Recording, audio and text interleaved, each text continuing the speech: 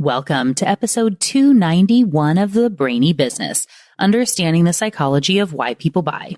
In today's episode, I'm excited to introduce you to Sam Evans, founder and CEO of Design for Decision. Ready? Let's get started. You are listening to the Brainy Business Podcast, where we dig into the psychology of why people buy and help you incorporate behavioral economics into your business, making it more brain-friendly. Now here's your host, Melina Palmer. Hello, everyone. My name is Melina Palmer, and I want to welcome you to the Brainy Business Podcast. In today's conversation, I'm joined by Sam Evans. Sam is passionate about helping teams design products, services, and experiences that change behavior and drive growth by first understanding how their key audiences think, decide, and behave. Sam has more than 20 years of brand building experience, including several years in brand strategy and innovation at Pepsi, and extensive agency side experience across major consumer brands like Gatorade, Starbucks, and Kimberly-Clark, healthcare organizations like GSK, North Shore University Health System and Merck, and retailers like Staples, David's Bridal, and BP. Sam is a passionate evangelist of behavioral science and has been trained in behavior design by Dr. B.J. Fogg at Stanford University. He has served on the leadership team of the Action Design Network, a global nonprofit that unites behavioral science academics, practitioners, and designers dedicated to helping people take positive action in their lives. Sam earned a BA in journalism from Washington and Lee University and an MBA in marketing and strategy from the Kellogg School of Management at Northwestern University. He's here today to talk about the importance of understanding the decision before you design anything, a step far too many people miss in business these days. Really quickly, before we get into the conversation, I want to be sure you know that there are links in the show notes for everything, including related past episodes, links to articles and books, and so much more. All waiting for you within the app you're listening to and at thebrainybusiness.com/291. Now let's jump right in. Sam Evans, welcome to the Brainy Business Podcast. Thanks for having me. I don't know what face I'm supposed to make, a fishy face or something. I know, right. Like, woo, that's what I was saying, be like that's right. thing outside the car dealership, whatever. So, hey, we're here. We're talking to Sam. I'm excited. And so I will have mentioned a little bit about how we kind of got connected in the intro. But for everyone who doesn't yet know you, can you share a little bit about your background and the work that you do?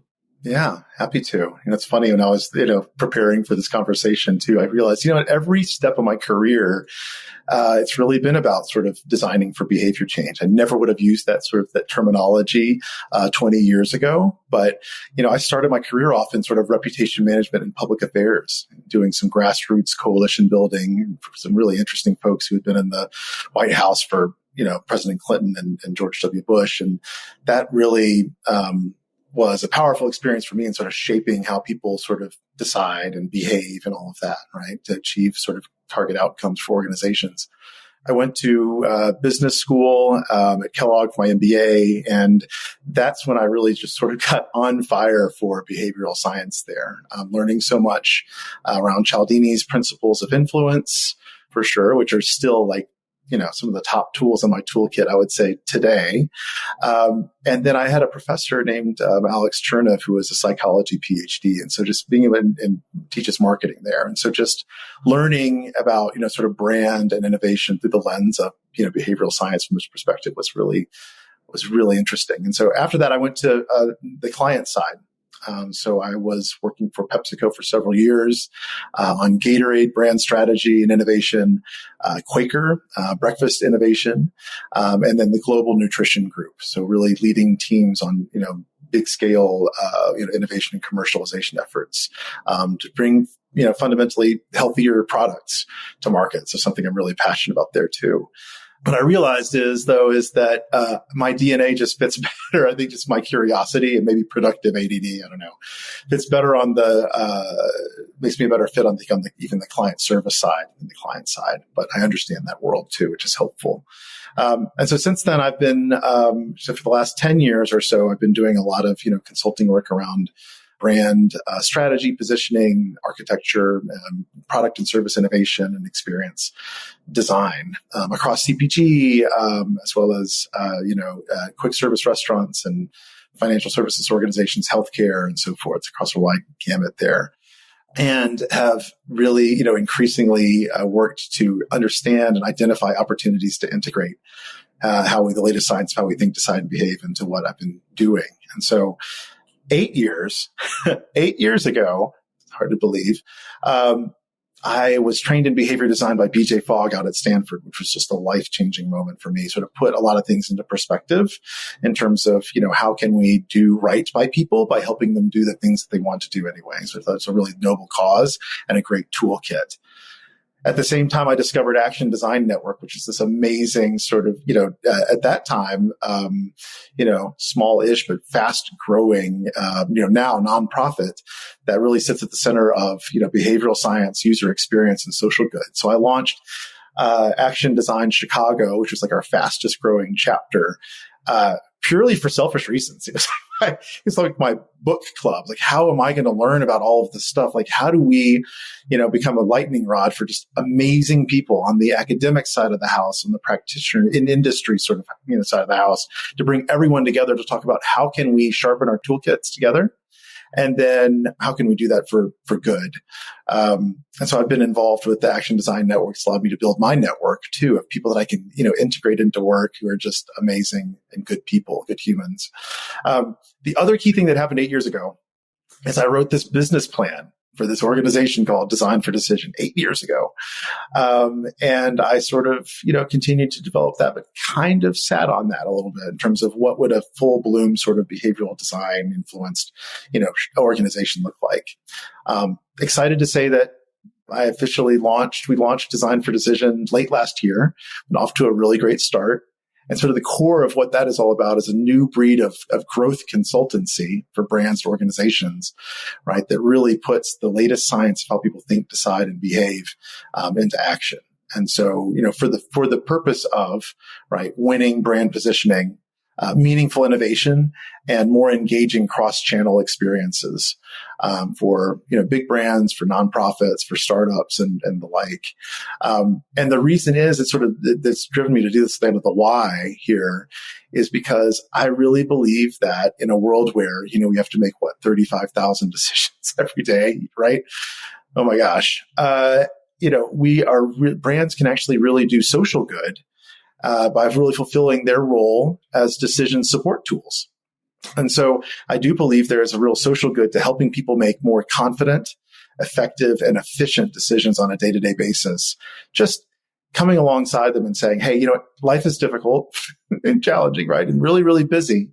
So let's understand what it is that you want to do, but can't do today, how you want to feel, but don't often feel today.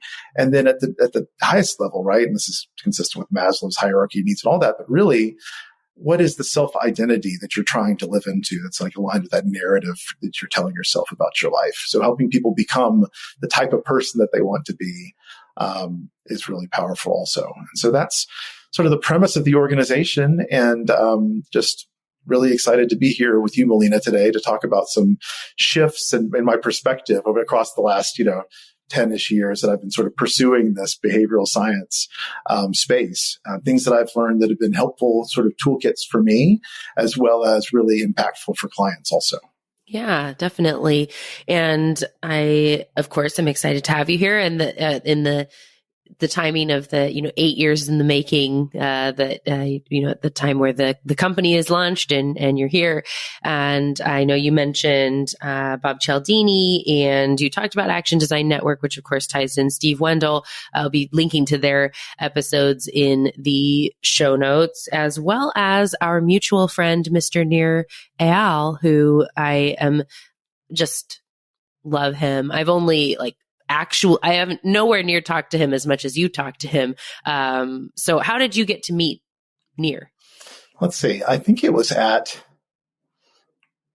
at the first or second sort of Designing for Action conference. I think it was the first one that I met him at, which was in Washington, D.C., which is where I met Steve Wendell as well.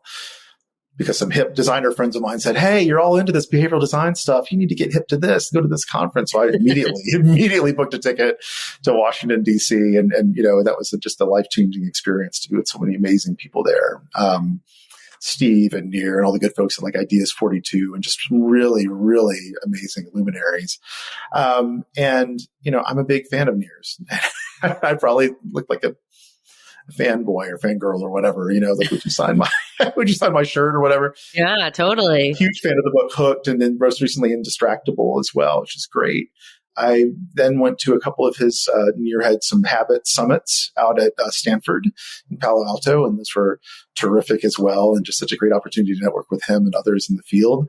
Helped him put on a workshop for Action Design Chicago, and then, more broadly as well in Chicago. Again, a gazillion years ago, it feels like. And then, I've just sort of stayed in touch with him. And what's been really fun about this whole experience, and now even increasingly about Design for Decision, now that it's sort of my own shop or whatever, that I've hung this shingle, is I get to really integrate people from my network who we've always dreamt about working together, and now we can make it happen. And so I've actually integrated Nir into several projects across the last year. Most notably, I think, would be Gatorade, a GX app and digital ecosystem. So leveraging his Hooked model and other sort of tools to influence the way that we think about articulating jobs to be done from an athlete standpoint, across, training and nutrition and recovery, hydration, all of that, to design this sort of really engaging digital experience that pulls so many different data streams together and really sort of helps people, understand the steps that they need to take to actually, improve their fitness, but overall wellness as well. And so, and thinking about all the core stages of the Hooked model and how do we sort of design for that. And it's been a really, really big success commercially, as well as sort of from an innovation accolades perspective also, which was, and I will just say, I'll stop here, but I remember in one of the conversations that we were at with the client's digital agency, or just great humans in general. And they said, "You know what? You're right about this psychology before technology stuff, Sam." They had been thinking before that,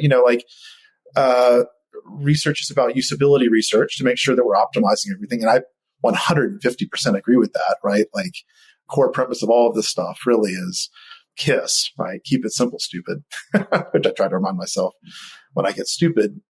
And so it was really powerful for them to say, oh, there can be like a lot of learning upstream. We need to understand these people as humans and their deeper aspirations and all of that.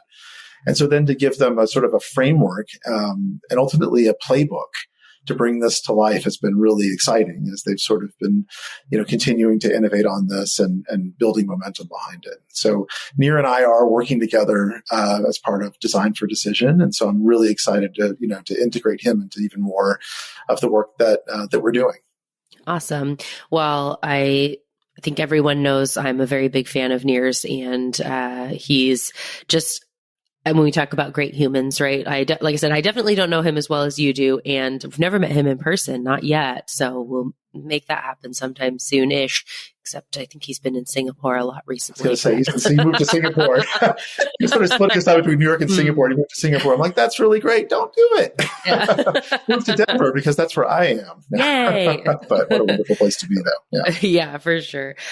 So when you were talking there just a little bit about that, I think it really leans on an aspect of the work that you do, and I don't know if it's a framework per se, but like mental model, thought process for people in the, the designing for decision types. So can you share a little bit about, and it doesn't have to be the whole, journey of how you came up with this idea or the problems you're seeing, but, what is it that people typically think of when, say, okay, we're going to design. Yeah, we design for the decision. Like you said, the jobs to be done or whatever, but it's like, even then generalizing a bit too much and knowing that there's, more to it, and not all decisions are created equal. Right. Oh, that's really good. That's a good line. I might steal that. Everyone knows that it came from here, and go for it. Quote more. Yes. That's right. You heard it here first. Yeah.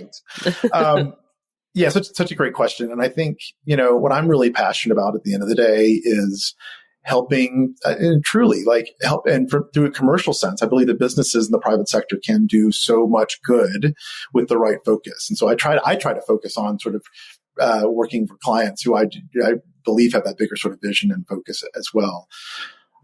Ultimately to help people, again, do what they want to do, right? Feel the way they want to feel, be who they want to be.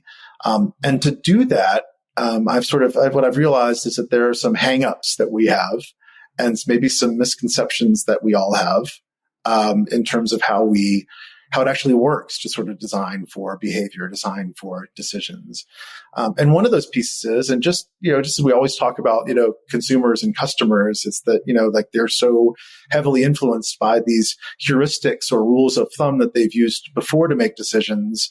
And, sometimes lead to sort of cognitive biases, some slip ups on their end, like not optimal decision making.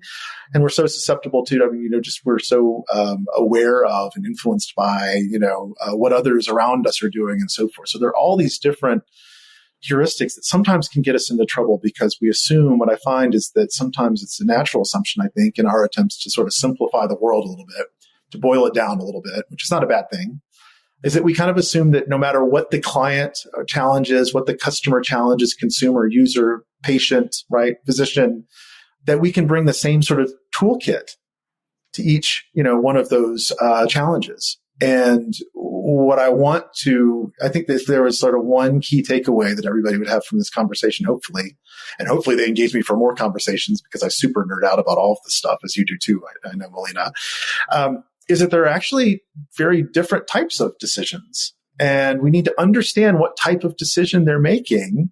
And what I say is diagnose the decision first before we prescribe the solution, right? Understand what question are they actually asking, right? And let's answer that question, versus you think about so much brand communication out there that just, and I'm going to, get probably some angry phone calls from clients for this. Maybe not. I don't know. But the whole, we've got to tell them about our quality, Melina, the purity of our product and the quality. What I always say is that quality is super important, but it's not solving a problem, right? That's a support point for other, and that's important. It's critical. I'm not saying launch lousy products, of course, but that's not the core hook. That's not answering the question they're asking necessarily across most categories. And so rather, if we think about some different types of decisions, what I've sort of built and would love to share with others too, visually, is a framework or decision sort of design sort of spectrum.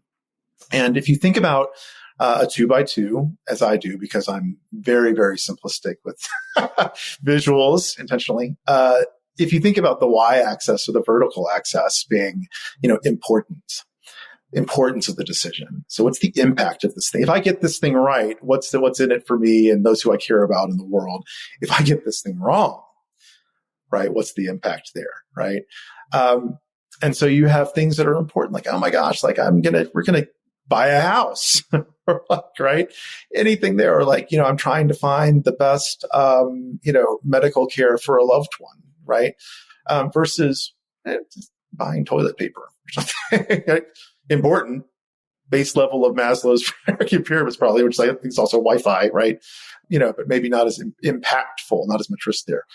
If you think about the x-axis then being, how familiar is this decision? If there's some neural grooves going on where this thing is just so baked into that, or so how frequent is it versus how infrequent is it? And then you sort of have this 2x2 that's really interesting to play with. And you look at, on the one hand, there are some decisions that are absolutely where you're designing for deliberation, right? People are saying, you know what? This is not a frequent thing that I do, buying a house, taking care of a loved one, buying insurance.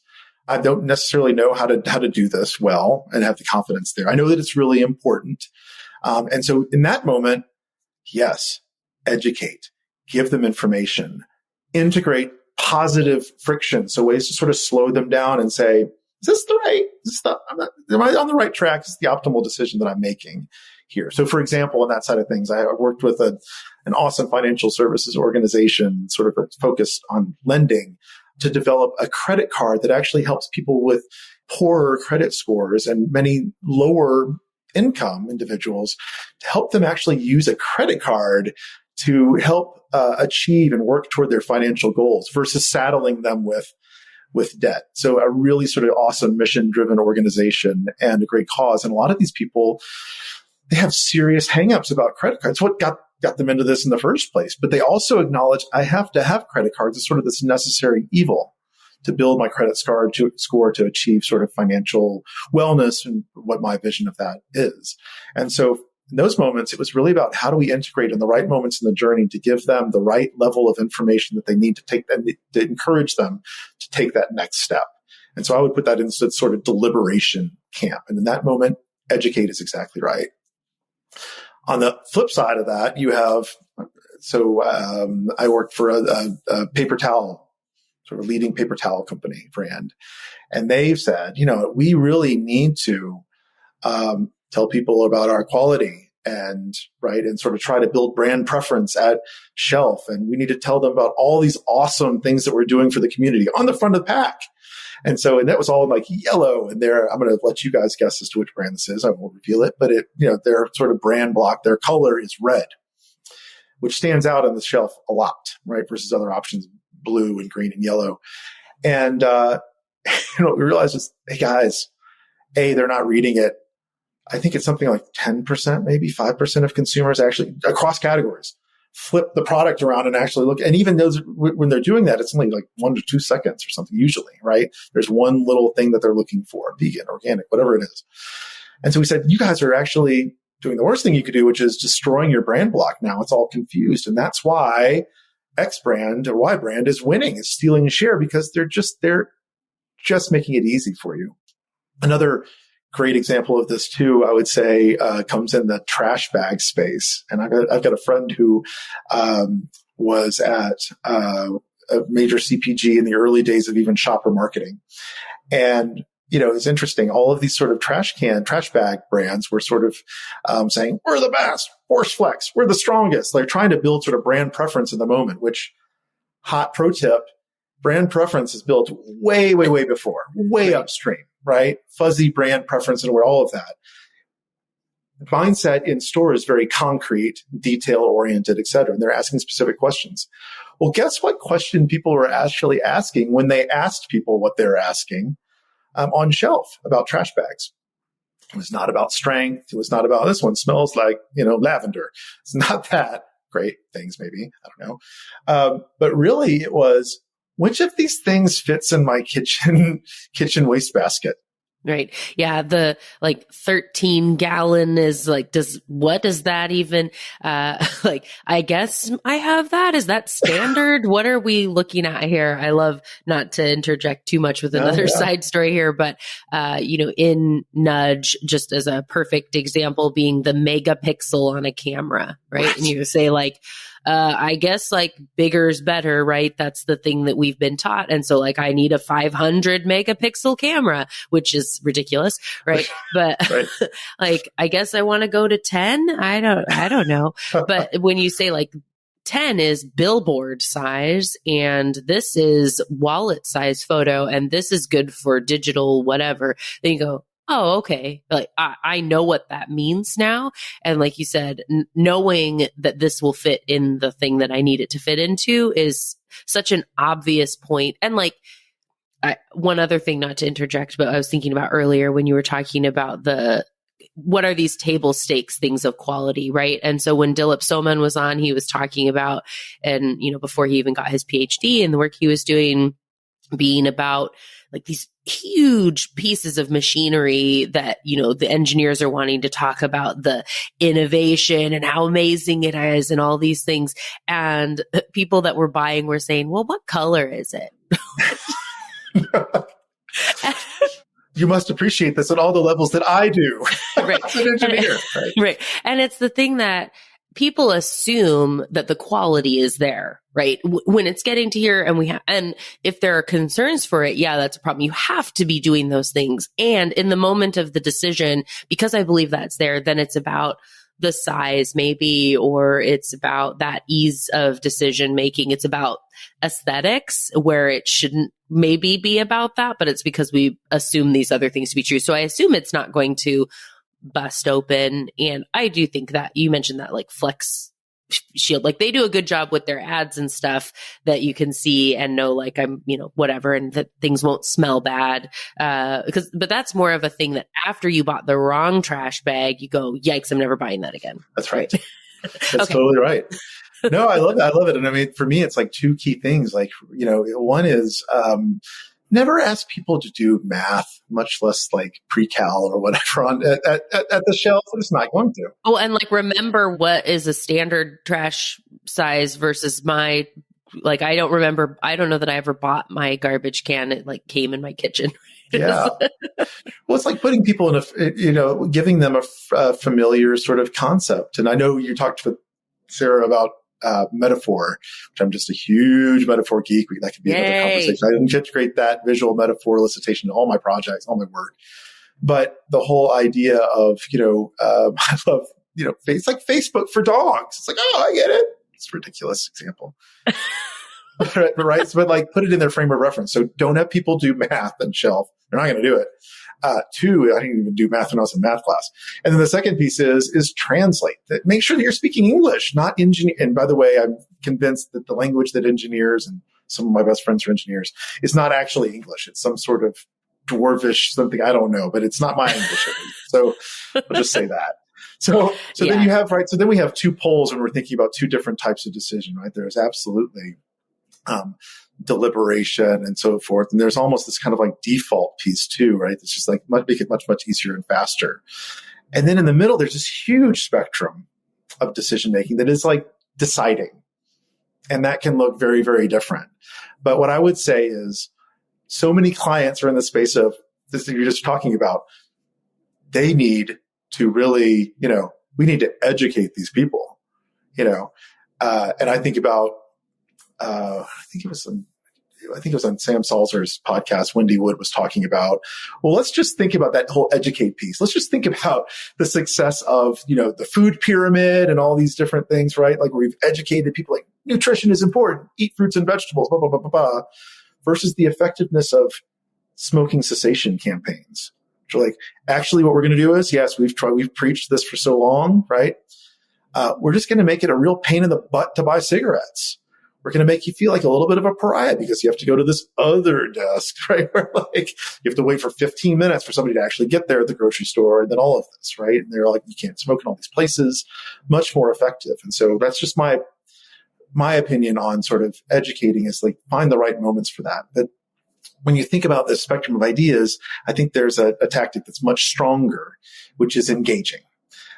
So I've done a lot of work, brand strategy, innovation, work in the natural space. I live in Denver, which is near Boulder, which is like the, mecca for plant-based and everything's happening in organic and, and all that, which is a wonderful place to be. It's exciting, place to be. And you look at some of these brands that are, like I would say Dr. Prager's, and it's really some good products, but, feels very wag the finger. A lot of is developed by a cardiac surgeon, and brilliant and like great mission and all of that.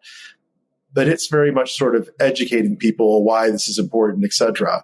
Versus look at Amy's and what they've done, right? You look at an Amy's package, it's like full bleed photo, food shots and just invites you into that experience, right? You can almost taste it and imagine the texture and mouthfeel of the product and all of that.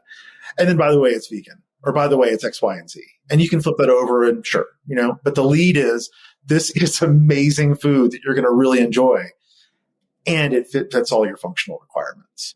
And so I would argue, like, let's think about how do we engage people in the ways that they want to be engaged and inspired, answer the questions that they have, and build out that toolkit. That credit card thing we were talking about earlier, that decision, that's very much a system 2 decision, right? Where actually cognitive processing is huge. We need to give them information and educate. Paper towels over here, firmly in the system 1 camp, right?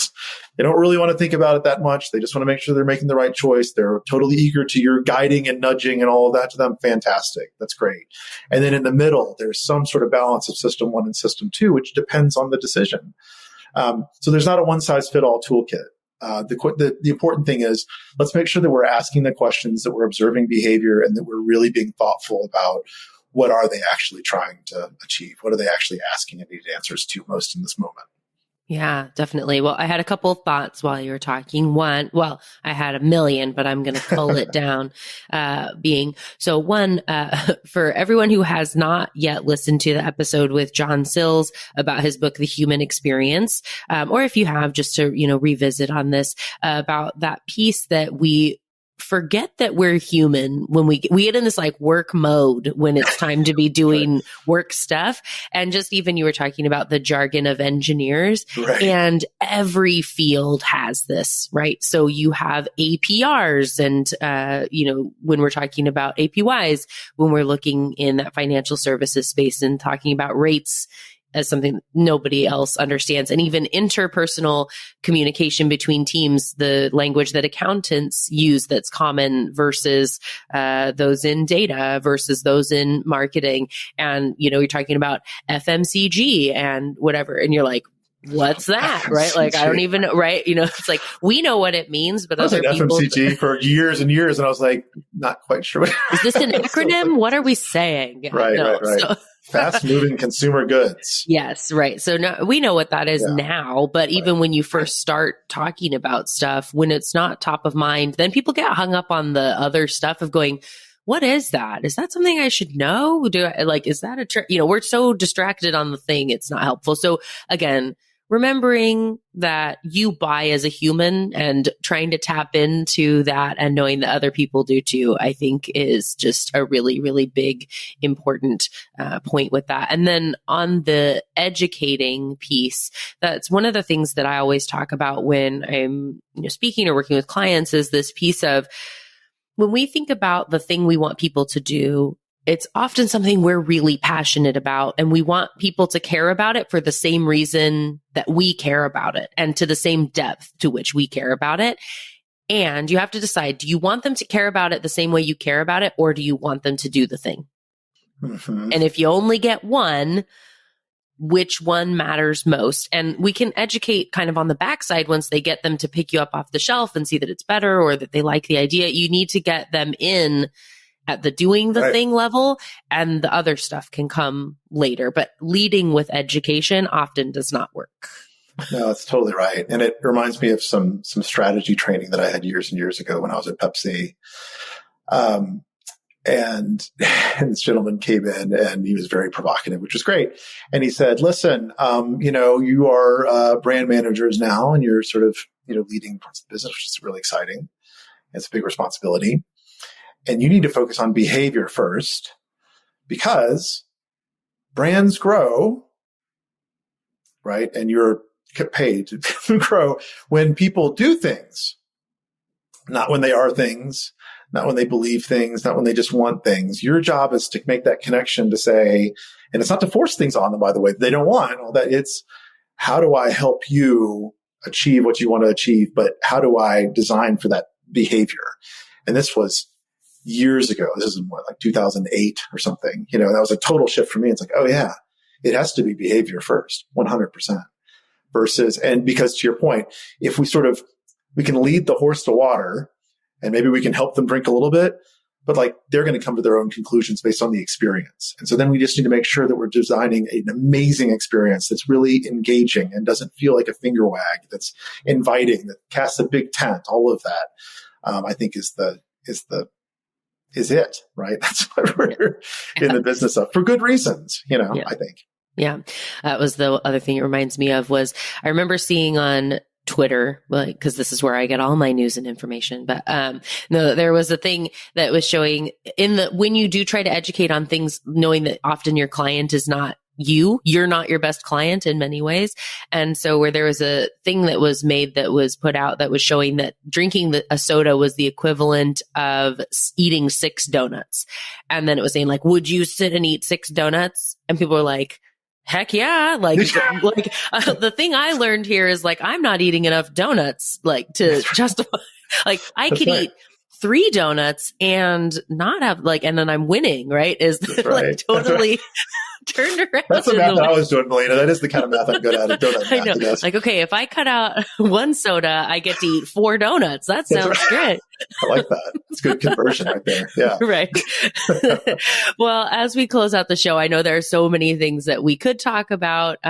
What is the best way for people to find more about you, for everyone that's excited to go learn more and, for Design for Decision? What's their next best step? Love it. I know. And I feel like we've just scratched the surface of all of these things. So, which hopefully, Melina, like our interests are aligned with everybody else versus are we like taking your own medicine here? Hopefully they care about this for all the reasons that we do. But, I would love to have, more conversations with people who are, and fundamentally people who are trying to, do good by people and, maybe change the world in a little bit through that process. And that's, private organizations, public organizations, nonprofit startups, all are welcome, for sure. I'd love to speak with all of you. Our website is www.d4dlabs.com. So it's D, the number 4, D, labs.com.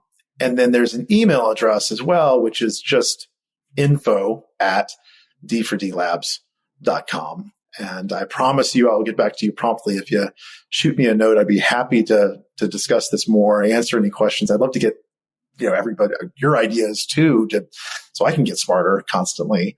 Maybe there's some ways that we could even work together too, to help you help your, customers and consumers, those who you serve. So Melina, thank you so much for the time today. I'm excited to continue the conversation with you and others and just really appreciate it.